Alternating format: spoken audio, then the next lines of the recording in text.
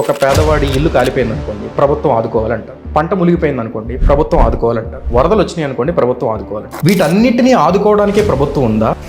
ప్రభుత్వాన్ని దేవుడు సృష్టించాల. వాన రాకడా ప్రాణం పోకడా ఎవరి చేతిలో ఉంది? Massive flooding has taken place in the Indian state of Telangana. The worst affected is the city of Hyderabad. ఎడతెరిపి లేని వర్షాలతో హైదరాబాద్ నీట మునిగి బయటకు వద్దామన్న పీక లోతుల్లోకి వచ్చింది వాటర్. ఇంకెక్కడ ఉండాలో మాకు తెలియలేదు. గ్రామంలో మున్నేరు వాగు ఉధృతంగా ప్రవహిస్తోంది. భారీ వర్షాలతో విజయవాడ మహబూబాబాద్ జిల్లాలో వర్షాలు వరదలు బీభత్సం. ఆ వరదతో పాటు మేము కూడా చచ్చిపోతే బాగుండు అనిపిస్తుంది. వరదల వల్ల మా అమ్మ చనిపోయింది. 2 జిల్లాల్లో కొన్ని వందల గ్రామాలు మునిగిపోతాయి. వస్తున్న సమస్య చాలా తక్కువ, చూడబోయే సమస్య చాలా ఎక్కువ. 35 ఏళ్ల క్రితం విషయాన్ని 2024లో మాట్లాడుకుంటున్నామంటే ఎంత దారుణం అంటే ఈ 35 ఏళ్ళలో మళ్ళీ ఏ ముఖ్యమంత్రి ఆ పనిచేయదు.